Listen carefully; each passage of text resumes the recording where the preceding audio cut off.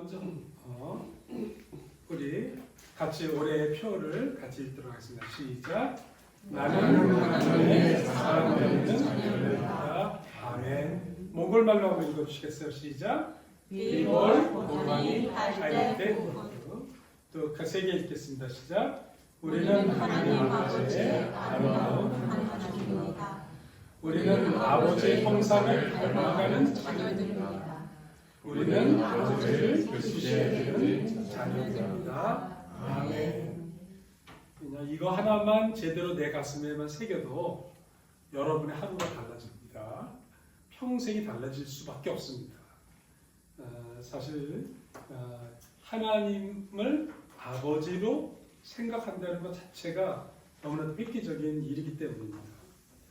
오늘 제가 우리 몽골 형제 자매들이 있어서 조금 제가 신앙에 입문하게 된, 어떻게 신앙을 갖게 됐는지에 대한 이야기를 조금 여러분과 나누고 싶습니다. 저는 예수 믿는 가정에서 태어나지 않았어요.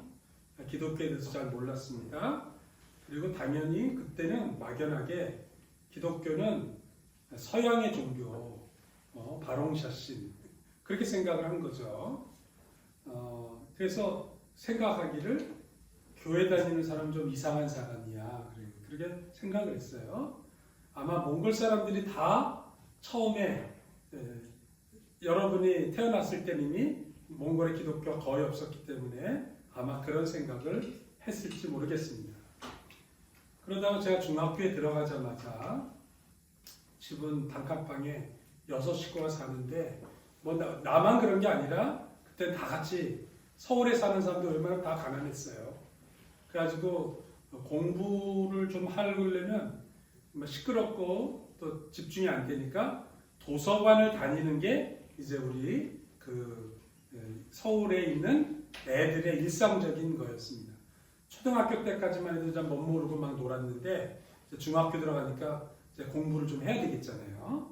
그래서 그때 제가 찾아간 데가 남산 도서관입니다. 지금도 이 도서관이 있습니다. 재작년에 100주년 기념행사를 했대요. 그러니까 남산 도서관이 100년 된 거예요. 지금의 이 모습으로 건축을 한 거는 1965년입니다. 그러니까 그 당시에는 아주 굉장한 건물이었어요. 건축상도 받은 건물입니다.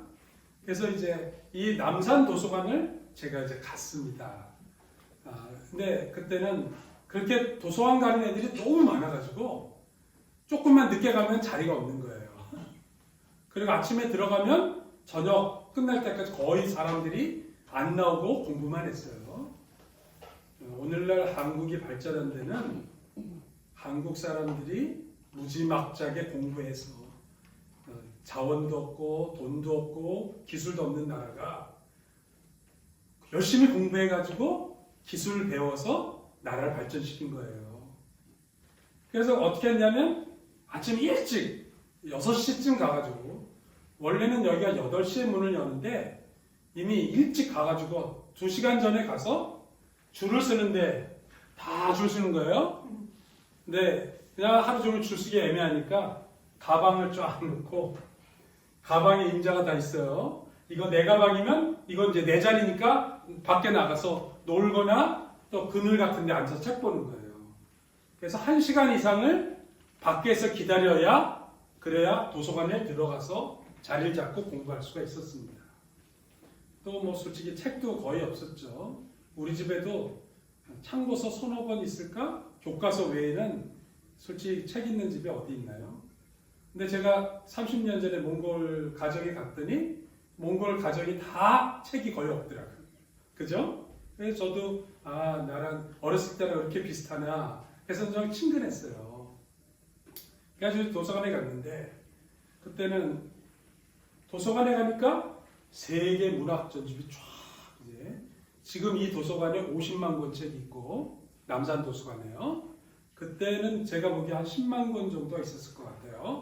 하여간 대개 열람실에 가서 공부하지만 이제 심심하면 이제 서가에 들어가서 책을 구경하면 정말 엄청난 책들이 서가에 꽂혀져 있었습니다. 그래가지고 몽골은 중앙도서관 이름이 스탈린 도서관이에요. 이름도 살벌합니다.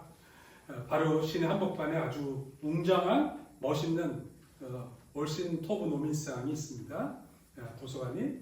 여기 딱 들어가서 책을 이제 열심히. 그 당시에는 텔레비전도 없고, 그죠? 뭐 책도 별로 없고 읽을 거리도 없으니까 추운 날 겨울에 따뜻한 도서관에 가서 책 읽는 거 그게 제일 재미있고 즐거웠습니다. 어떤 날은 공부하러 갔다가 공부는 하나도 안 하고 그냥 책 한 권 붙잡고는 그냥 그것만 디릿다 읽고 그리고 밤에 열심히 눈이 뻐하게 갖고 집에 온 적도 몇 번 있었어요. 그러니까 엄마가 되면 이제 공부 열심히 했냐 그러면 열심히 했어요 하면서 속으로는 책만 읽다 소설만 읽다 왔는데 막 그랬죠. 이때 친구들하고 막 누가 빨리 또 이 전집을 다 읽나 한 권이 막 60권 뭐 이렇게 세계지 문학 전집이 그래서 이번 겨울 방학 때 이 60권 다 읽자 뭐 이런 경쟁도 하고 그랬었습니다. 그래가지고 저도 사실 다 읽었어요. 나중에 제가 고등학교 때 고등학교 도서관에 도서위원으로 선발이 돼서 제가 또 고등학교 3학년 동안 도서위원으로 5만 권의 책 제목하고 저자를 다 외울 정도였습니다. 그냥 책을 읽은 게 아니라 제목만 외웠다 그래요. 왜냐면 갖다 꽂아야 되고 청소해야 되기 때문에 그랬는데 그때 제일 인기 있었던 작가가 러시아 문학가였어요. 러시아 문학가. 그래가지고 고골리, 도스토옙스키, 레프 톨스토이, 안톤 체홉, 또 뭐 푸시긴 이런 다양한 이제 소설가는 이렇게 있고 그래가지고 우리 러시아 문학가들을 굉장히 좋아했었습니다. 근데 제가 도서관에 가가지고 큰맘 먹고 첫 번째 빌렸던 책이 톨스토이의 부활이라는 책이었어요. 우연히 이 책을 읽었습니다. 책이 한 요 정도 굉장히 적지 않게 두꺼워요. 물론 전쟁과 평화보다는 짧지만 제가 처음으로 중학교 1학년 겨울방학 때 이 톨스토이의 부활이라는 책을 읽었습니다. 주인공 귀족 청년이 네플류도프라는 청년이 카추샤라고 하는 하녀가 제 집에 이렇게 놀러 갔다가 자기 영주 집안에 이제 하녀인데 예쁘게 생겨가지고 나중에 꼬셨어요. 그 여자를 꼬셔가지고는 동침을 하고 그리고 심지어는 이제 아기까지 낳게 만들었습니다. 그리고 근데 그 네플류도프가 이제 그 여름방학 지나고 방학 휴가 때 갔으니까 돌아갔다가 그냥 잊어버린 거예요. 그러니까 여자애는 이제 서로 그때 좋아하고 그래도 마음을 나눴는데 뭐 쳐다도 안 보니까 귀족하고 하녀 사이라는 게 그렇잖아요. 가지고 이제 잊어버리고 끝난 거예요. 근데 어느 날 이 사람이 이제 자리 잡고 좀 귀족이니까 어느 정도 청년 자리를 잡았는데 그 지역에서 재판을 열어지는 사건 속에서 배심원으로 나갔는데 그 카추샤가 살인 혐의를 쓰고 죄인으로 재판을 받는데 자기가 지금 심판을 하게 돼 있는 거예요.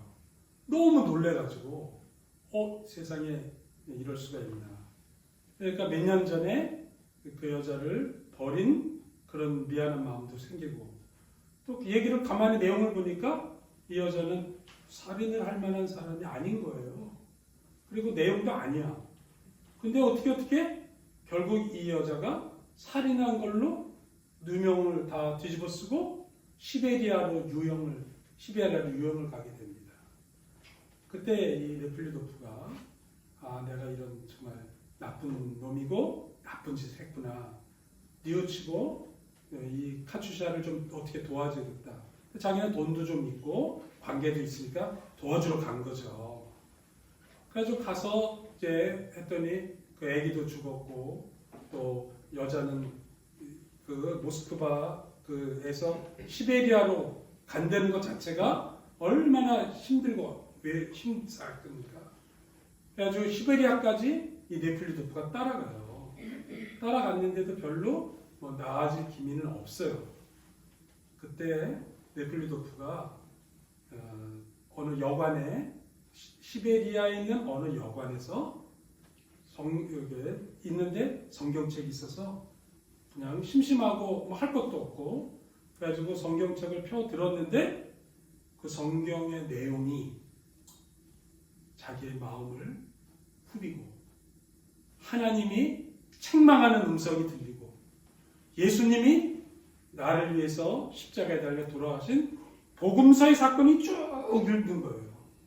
근데 여러분 내가 왜 이 얘기를 자세하게 하냐면 우리 몽골 자매들, 형제들 꼭 이 책 읽어보시라고 하는 거예요. 몽골말로도 번역되어 있습니다. 닥터 지바하고도 번역되어 있고 제가 몽골에서도 봤어요. 그래가지고 몽골말로 잘 번역되어 있으니까 러시아 문학을 잘 보면 좋겠어요. 근데 거기에 저는 사실 난생 처음으로 그냥 교회 다니는 사람, 뭐 서양 사람 종교고 했는데 성경의 내용을 제대로 읽어보기는 그때가 처음인 거예요. 그리고 보니까 기독교가 굉장히 고상한 내용. 두 번째는 거의 산상수훈이 굉장히 많이 나와요. 원수를 사랑하라. 또 정말 마음이 가난한 사람이 하나님의 복을 받는다. 너무 고상한 말이 쫙 있어요. 그러다가 이제 네플리도프가 결국 이 성경을 읽다가 자기가 참회를 해요. 그리고 반성을 한 다음 정말 끝까지 그 카츄샤를 도우려고 자기 인생의 마음을 바꾸고 참회한다. 그런 내용이 이 부활책에 있는 거예요. 그래서 제가 그때 이 성경은 정말 나쁜 사람을 고치는 책이구나.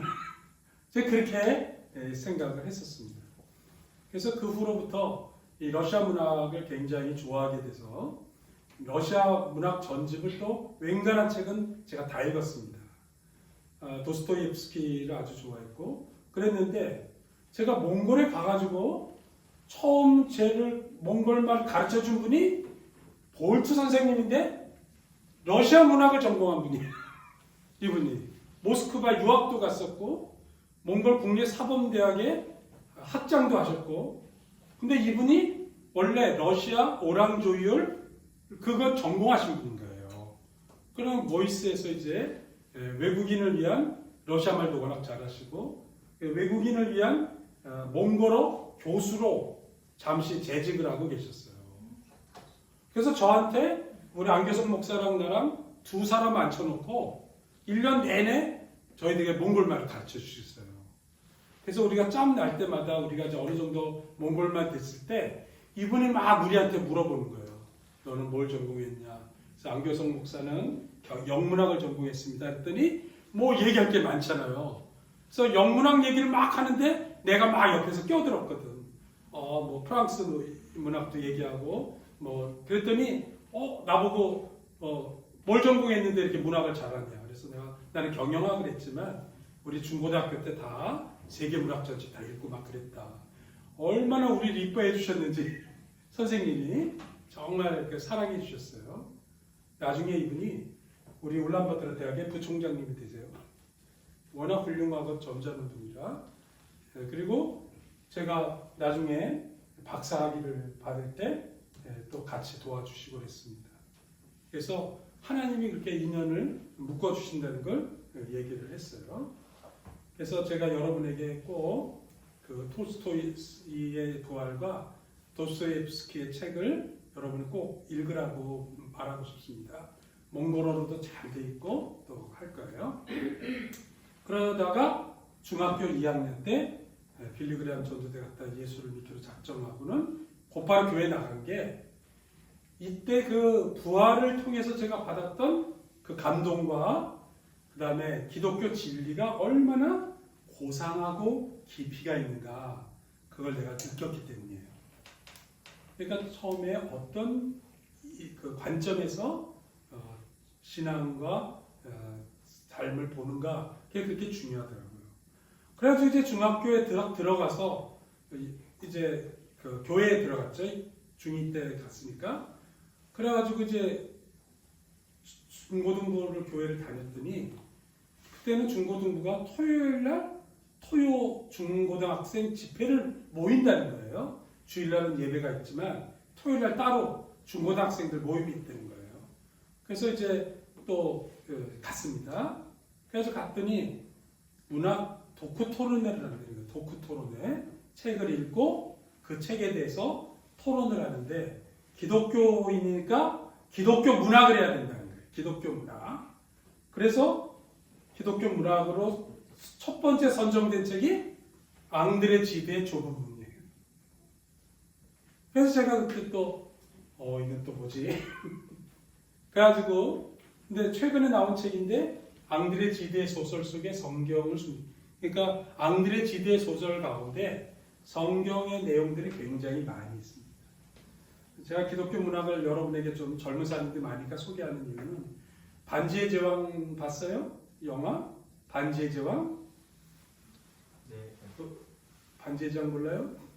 그 골룸 나오고 뭐 나도 뭐 그냥 한 번만 이렇게 보긴 했는데 반지의 제왕도 유명한 기독교 문학으로 지금 분류되어 있고요. 나니아 연대기 나니아 연대기 아세요? C.S. 루이스의 여러분 이제 우리 무식이 탄로나고 있습니다. 이제 철로역정의 존 버년의 철로역정 이런 거 우리 같이 벤허 이런 책은 기독교 고전 중에 아주 유명한 책들입니다. 어쨌든 이제 좁은 문이라는 소설로 이제 토론을 하게 됐는데 여기에는 이제 다른 것보다 제롬이라고 하는 그 청년이 자기보다 나이가 좀 많은 그 먼 친척 누나 알리사를 사랑하는 이야기예요. 아주 이제 뭐 중고등학교 때는 그런 거 너무 이제 좋아하잖아요. 재밌잖아요. 연애 소설을 보니까. 그래가지고 제가 이제 그때 사랑 이렇게 했는데 제롬은 그 누나인 알리사를 굉장히 순수하게 사랑을 하는데 이 알리사는 하나님을 사랑하는 마음과 그 하나님에 대한 그 뜨거운 열정이 깊어가지고 이 제롬하고 연애하고 결혼하면 자기가 하나님께 나아가려고 하는 그런 마음이 깨진다고 생각을 했던 것 같아요. 우리 그 여자분 중에 수녀 이렇게 되기 뭐 그런 분들 있잖아요. 아주 굉장히 경건하게 조심스럽게 살아가는 그런 아주 정말 맑고 순수한 여인이었는데 제롬이 이렇게 사랑하는 이야기입니다. 결과적으로 이제 뭐 이건 여러분이 제가 이걸 설명하려고 한 건 아니고 거기에 보면 이제 알리사가 결국 하나님을 선택을 해서 하나님께 나가겠다고 하고 제롬의 결혼을 받아주지 않아요. 그랬는데 그만 안타깝게도 알리사가 병에 걸려서 나중에 죽습니다. 그래서 제롬이 굉장히 많이 아픔과 상처를 받았죠. 근데 나중에 알리사가 죽고 난 다음에 남긴 일기가 있어요. 제롬과 만나고 또 이렇게 관계하면서 있었던 그런 수많은 이야기들을 알리사가 자기의 내면의 마음을 일기로 써놓은 거예요. 근데 그 일기의 내용이 하나님에 대한 정말 따뜻하고 뜨거운 사랑의 마음과 또 제롬을 또 진짜 사랑을 했는데 또 그 진실된 사랑을 가졌지만 그 갈등을 가졌던 것들 뭐 이런 내용이 얼마나 아름답게 기록되어 있었는지 결말이 해피엔딩이 아니라서 너무 아쉬웠죠. 그러나 인생에 사람의 이런 인간관계 속에서 하나님과의 관계와 사람과의 관계라는 것이 이렇게 고상하고 아름답고 깊이가 있는 것이구나 라고 하는 것을 제가 많이 느끼게 됐습니다. 아마 중학교 2학년, 3학년 학생의 관점에서 볼 때는 저한테 얼마나 제가 큰 좋은 영향을 제가 이렇게 가슴에 누렸는지 몰라요. 나중에 제가 저보다 나이 많은 여인을 사랑하게 돼가지고 제가 또 굉장히 이 제롬 같은 그런 마음을 가슴에 품었는데 다행히도 해피엔딩으로 저는 결혼을 했습니다. 그래서 지금까지 행복하게 잘 살고 있습니다. 근데 이 좁은 문으로 들어간다. 또 내가 정말 하나님의 뜻과 하나님이 기뻐하시는 삶을 살기 위해서 우리의 삶과 영혼이 얼마나 순수하게 정화되어야 되는가. 또 그렇게 맑고 깨끗하게 살아가려고 노력하는 것이 쉽지 않은가. 이런 것들을 굉장히 자세하게 가르쳐준 아름다운 소설입니다. 여러분 한번 또 꼭 읽어보면 좋겠습니다. 오늘 우리가 읽은 본문이 좁은 문으로 들어가기에 힘쓰라고 하는 예수님의 명령이고 또 가르침이기 때문에 제가 생각이 나서 좁은 문에 대한 얘기를 좀 길게 여러분에게 했습니다. 근데 여기 말씀의 배경과 내용을 좀 살펴보면 좋겠어요. 여기 보면 예수님이 여행을 하시다가 예루살렘으로 가시는 거예요. 예루살렘으로. 예루살렘이 어떤 곳입니까? 그 예수님이 갈릴리 또 나사렛이 고향인데 예루살렘에 가셔서 십자가를 지시는 거예요. 그러니까 당신에게 있어서 예루살렘은 희생의 공간인 거예요. 인류를 구원을 완성하는 희생의 공간으로 가려고 결심을 하고 있는 단계에 있는 거예요. 그런데 어떤 사람이 와가지고 주님 구원받는 자의 수가 적습니까? 라고 물었어요. 이 말이 어떤 말이냐면 예수님께서 구원받는 자 적다고 말씀하신다고 들었는데 그 말이 정말인가요? 라고 하는 질문이기도 하고요. 또 다른 관점으로 얘기하면 천국 가는 것이 쉽다면 너무 구원을 값싼 것으로 만드는 게 아닌가. 근데 반대로 구원받기가 너무 힘들다면 이 신앙이라는 것, 또 하나님을 믿는다는 것은 얼마나 또 까다롭고 엄격한 건 아닌가. 사실 그래서 천국에 구원받는 자가 적으냐? 이 질문 안에는 우리 인간이 다 가지고 있는 그런 진지한 내면의 고민들이 담겨져 있는 그런 질문입니다. 그런데 예수님이 곧바로 이 대답에 대해서 이렇게 말씀을 하셨어요. 구원받는 자가 적습니까? 질문할 때 예수님이 이렇게 대답하는 거죠. 좁은 문으로 들어가기를 힘써라. 내가 너에게 이르노니 들어가기를 구하여도, 그러니까 들어가기를 원해도 못 가는 사람, 못 하는 사람이 굉장히 많을 수 있다는 거예요. 그러니까 첫 대답이 무슨 말이에요? 내 말이 맞다. 구원받는 자가 적습니까? 했더니 적다는 거예요. 그게 쉬운 길이 아니라는 거죠. 누구나 구원 얻지만 많은 사람은 못 들어간다. 왜냐하면 자기의 욕망과 교만이 하나님과 전혀 다르게 살고 있는데 어떻게 좁은 문으로 갈 수 있겠니? 라고 하는 내용입니다. 그러면서 예수님이 이어서 말씀하십니다. 문이 한번 닫히면 그 다음에 우리가 두드려서 열려달라고 해도 내가 너희를 모른다. 그렇게 얘기한다는 거예요. 그리고 그래서 아닙니다. 우리는 예수님을 알기도 했고 배웠고 따라다녔는데요. 그렇게 얘기했더니 반대로 나는 너희를 모르고 알지 못하고 너희는 오히려 악을 행하는 나쁜 사람들이다. 나를 떠나라. 그렇게 얘기하셨다는 거예요. 살벌하고 무서운 심판의 내용입니다. 그리고 그 다음에 하시는 말씀은 내가 아브라함과 이삭과 야곱과 모든 선지자 하나님 나라에 있고 구약 시대의 사람들이 예수님 오기 전에도 하나님의 구원이 있었다는 걸 명확하게 얘기하는 거예요. 그리고 그러나 너희는 밖에 쫓겨난 것을 볼 때 여기서 말하는 너희가 하나님을 잘 안다. 나는 신앙생활 잘하고 있다. 나는 율법과 성경을 공부 많이 한 사람이다. 자부심을 갖는 그 사람들을 말하는 겁니다. 대표적으로 이제 바리새인이라든지 서기관이라든지 뭐 종교 지도자들을 얘기하는 거겠죠. 그러면서 얘기를 하시고요. 그리고는 또 한 말씀하시는 거예요. 많은 사람들이 동서남북으로부터 와서 하나님 나라 잔치에 참여하게 된다. 그리고 나중될 사람이 먼저 되고 먼저 된 사람이 나중될 수 있다. 얘기를 했습니다.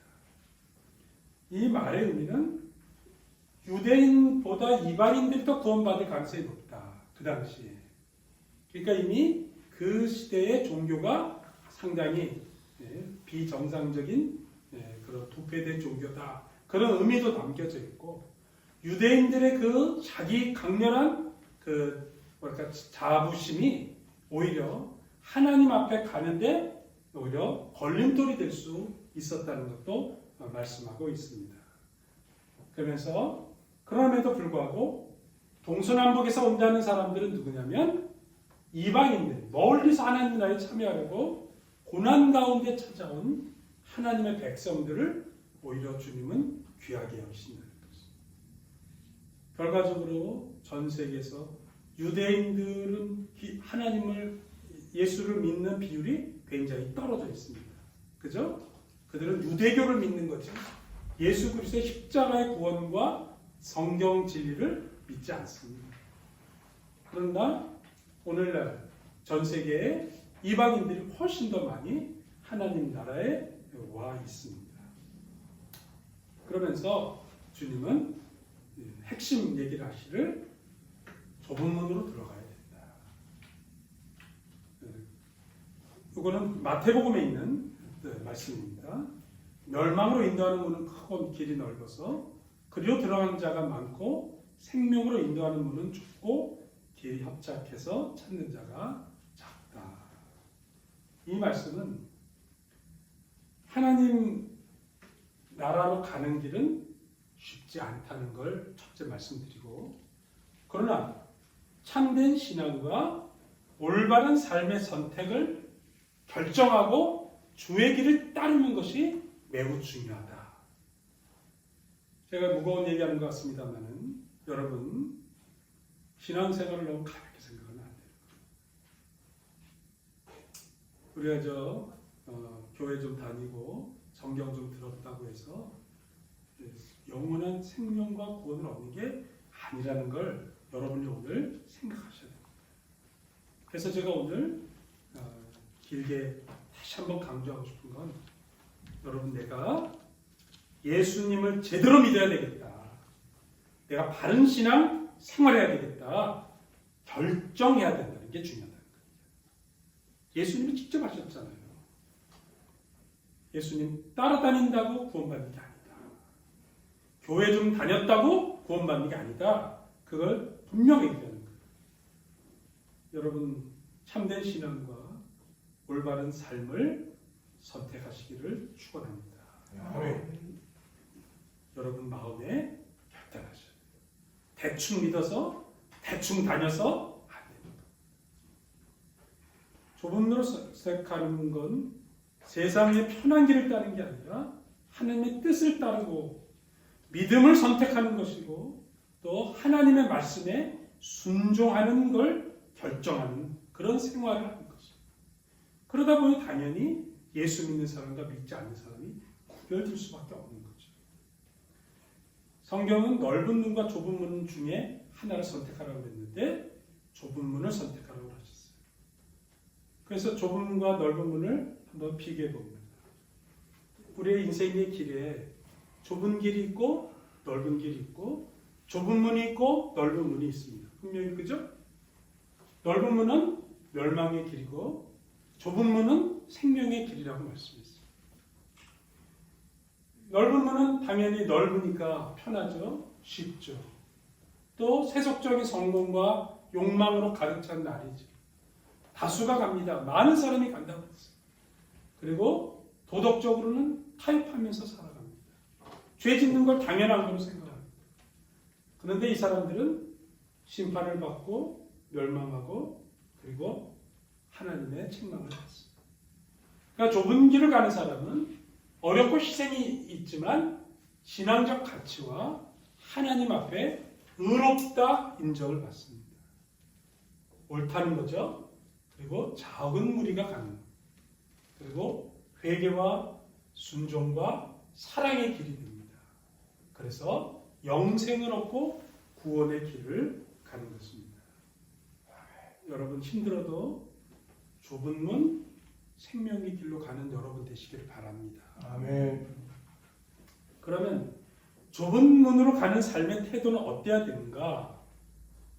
첫째, 회개하고 변화하는 삶을 살아야 됩니다.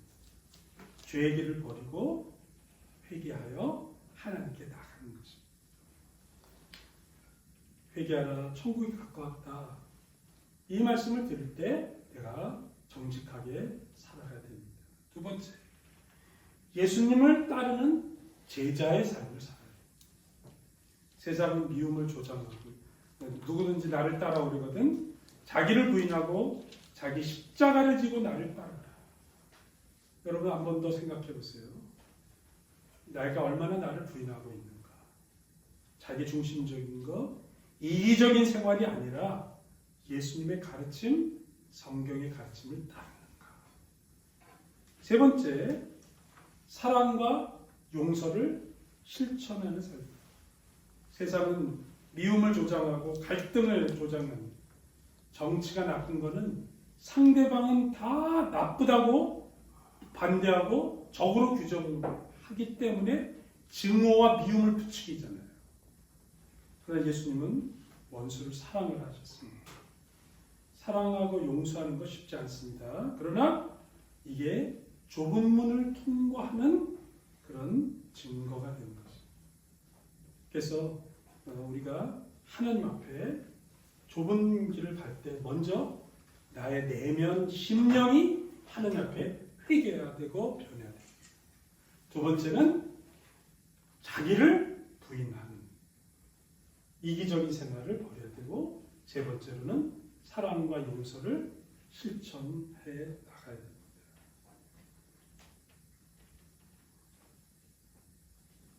우리 교회 표를 보면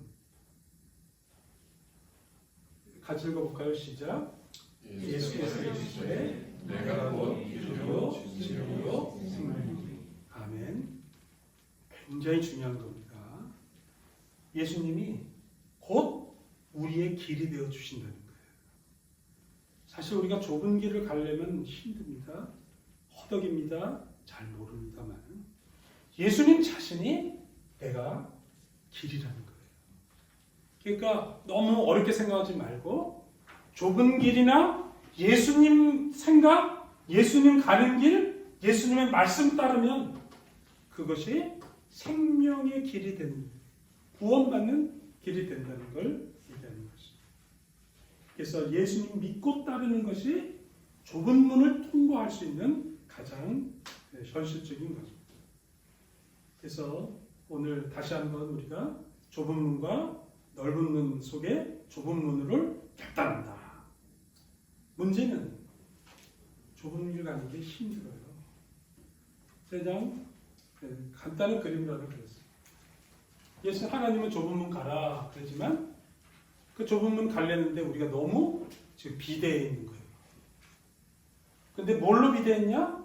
나의 쇼나 욕심, 나의 교만 가득해가지고 주의 말씀을 내가 따르지 않는 겁니다.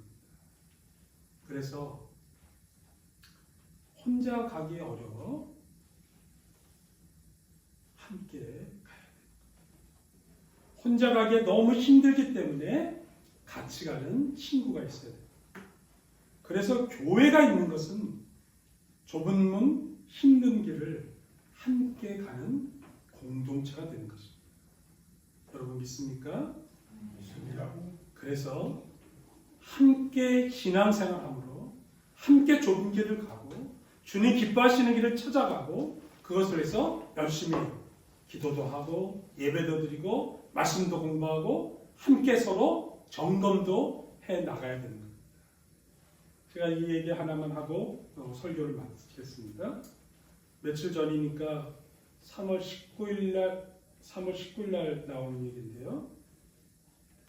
3월 19일이니까 일주일도 안 된 얘기입니다. 며칠 전에 유엔 산하의 지속가능 발전 해법 네트워크라고 하는 데서 갤럽과 옥스퍼드 대학과 함께 세계 행복 보고서를 했습니다.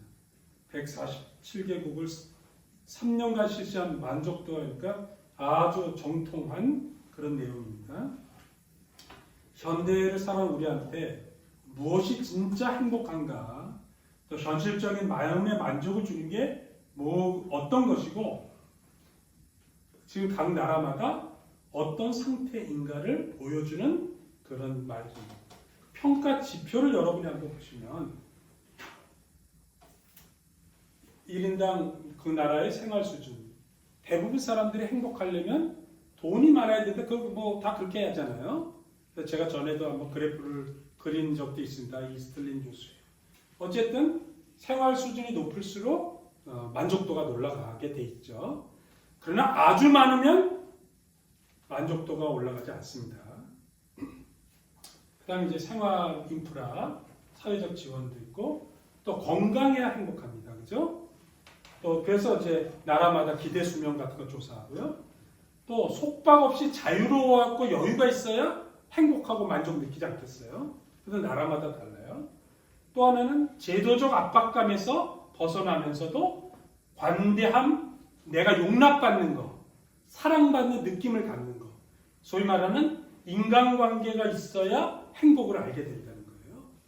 6번째로는 공평하고 정의로워야 사람들이 또 행복하고 만족한다는 것입니다. 이런 세계적인 지표고 또 유엔에서 정한 지표이기도 하고 하니까 여러분들이 한번 나 자신에게도 적용해 볼 수 있다고 저는 보여서 제가 오늘 이 얘기를 하는 거고, 이 통계를 얘기하는 건 그만큼 객관적인 상황 속에서 우리가 이렇게 보려고 하는 겁니다. 근데 이 보고서에 따르면 한국은 전세 행복 순위가 58위였어요. 최근에 굉장히 우리 나빠졌습니다. 작년에 52위였고 말했는데, 이스라엘도 8년 연속 1위한 나라가 핀란드예요. 핀란드가. 그다음에 이제 2위가 뭐 이렇게 덴마크, 아이슬란드, 네덜란드, 북유럽 국가들이 조금 전반적으로 역시 여유가 있고 잘하고 있고요. 그다음에 재밌는 거는 전쟁 중인 이스라엘이 8위까지 올라갔어요. 여러분 생각해 보세요. 전쟁이 있다고 해서 비참한 거 아니에요. 어떤 정신을 갖고 싸우느냐가 또 그만큼 중요한 거죠. 그죠? 그 다음에 이제, 근데 이번에 특별히 코스타리카하고 멕시코가 부자 나라도 아닌데 중남미에서 6위하고 10위까지로 올라왔습니다. 이 사람들이 왜 그랬을까 했더니 강력한 사회적 네트워크와 공동체가 존재하는 거예요. 남미 가정들이 경제적으로 가난한데 가족 중심의 유대가 굉장히 깊다는 거예요. 그래서 주말이면 가족들이 항상 모여서 파티하고 식사하고 작은 생일 하나만 내도 온 가족이 모여서 같이 축하하고 하는 이런 유대감이 굉장히 좋다고 그랬습니다. 재밌게도 미국이 작년에 2012년에 11위에서부터 지속적으로 떨어지더니 세계에서 제일 잘 사는 나라고 제일 힘 있는 나라고 또 사회적으로 제일 여유가 있는 나라인데 24등으로 역대 최저 순위를 기록했어요. 그래서 그 조사 내용을 구체적으로 봤더니 미국에 혼자서 식사하는 사람이 폭증했다는 거예요. 미국이 갑자기. 코로나 이후 조금 더, 그러니까 미국도 전혀 안 하던 배달 문화가 막 미국에 들어왔다는 거예요. 미국은 원래 집집이 다 늘어져 있어가지고 배달이 잘 어렵거든요. 차가 없으면 생활하기도 어려운데 혼자 식사하는 사람이 엄청 늘은 데다가 정치적으로 트럼프가 한 18년 전부터 나오면서 전반적으로 미국도 사회가 굉장히 양극화, 분열되면서 그 사람들의 그 정서적 만족도가 굉장히 떨어졌다고 합니다. 최하위권은 이제 아프가니스탄, 뭐 레바논, 말라위 그랬고요. 하여간 어려웠습니다. 우크라이나가 111등으로 굉장히 뚝 떨어졌고 러시아도 66등으로 굉장히 바닥을 많이 내려갔다고 그럽니다. 근데 이 보고서에서 제가 주목하는 건 뭐냐? 가장 중요한 얘기를 하고 싶습니다. 이 보고서가 결론을 내리기를 사회적 신뢰와 연결이 행복을 결정하는데 굉장히 큰 영향을 미친다. 특별히 타인에 대한 친절에 대한 믿음, 개인의 삶의 만족도 사이에 엄청난 상관관계가 있다는 거예요. 그래서 예를 들어서 상위권을 차지한 북유럽 국가들은 만약에 내가 이 지갑을 잃어버리면 다른 사람이 그걸 찾아준다고 하는 신뢰와 믿음이 굉장히 높다는 겁니다. 이해가 되시죠? 그러니까 내가 뭘 해도 불안하지 않은 거예요. 뭐 곧 다 회복될 건데 라고 하는 그런 생각이 있다는 거죠. 타인과 함께 식사하고 다른 사람하고 식사하는 거 있죠. 사회적 활동을 많이 하는 지역이 행복감이 굉장히 높아요. 그래서 여러분 행복하시려면 혼자 밥 먹지 마세요. 어쨌든지 모여서 먹어야 됩니다. 같이 먹어야 됩니다.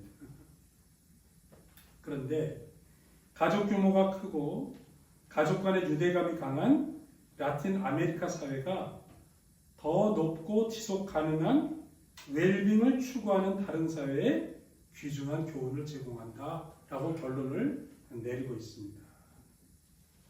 제가 왜 이 얘기를 하냐면 이 땅을 살아가는 우리가 사실은 우리 한국 사회도 몽골 사회도 급격하게 개인주의화돼 가고 있고 또 각자 자기의 생각과 자기의 소신을 따라 사는 시대로 급격하게 바뀌어가고 있습니다. 이런 개인주의적인 사회 속에서 하나님을 바로 믿고 좁은 길을 걷고 좁은 문을 간다는 게 얼마나 쉽지 않은가 하는 걸 더 많이 느끼는 거예요. 그게 지난 20년 동안 한국의 기독교인들이 나는 기독교를 떠났어는 아니에요. 그런데 공동생활하지 않는 거예요. 난 하나님을 믿는데 교회 나는 게 붙여나는 거예요. 그래서 더 신앙도 가라앉고 사회도 더 각박해지고 그 악순환이 계속 지속되고 있다는 것을 말합니다. 그래서 오늘 제가 하나님 앞에 좁은 문을 가고 좁은 길을 우리 함께 가려면 여러분 우리 교회 생활을 지켜야 됩니다. 함께 해야 되겠다. 혼자 고립되는 게 가장 나쁘다는 거예요. 그래서 건강한 모임, 건강한 관계, 바른 방향을 가진 공동체가 여러분의 내면을 새롭게 만들어주는 거죠. 함께 읽겠습니다. 시작. 좁은 문으로 들어가는 것이다. 멸망으로 인도하는 문으로 길이 넓어서 그리로 들어가는 자는 길이 없어서 참여하라. 어차피 적은 사람이 주님을 따르게 돼 있습니다. 그러나 주님 좁은 문으로 가라는 이 말은 우리가 해도 되고 안 해도 되는 게 아니라 하나님 예수님의 명령입니다. 그래서 오늘 나는 좁은 길을 걸을 거야 결단하셔야 됩니다. 마음에. 그리고 그 혼자 가기 어려우니 함께 좁은 길을 갑시다. 천국까지 함께 선교하고 서로 섬기면서 산으로 제자의 길을 가는 이 공동체가 하나님이 기뻐하시는 일이라는 걸 함께 나눕니다. 아멘. 기도하겠습니다. 하나님 세상 사람들이 가는 넓은 길, 편안한 길을 정리하게 하여 주시고 오늘 예수님이 우리에게 친히 명령하셨고 말씀하신 것처럼 좁은 길을 가기를 힘쓰게 하여 주시옵소서. 그래서 우리 혼자 가기 어려운 이 길을 하나님의 몸된 교회, 기뢰의 교회를 통해서 우리가 한 가족으로, 한 공동체로, 한 믿음으로 함께 걸어갈 수 있도록 인도하여 주옵소서. 예수님의 이름으로 기도합니다. 아멘.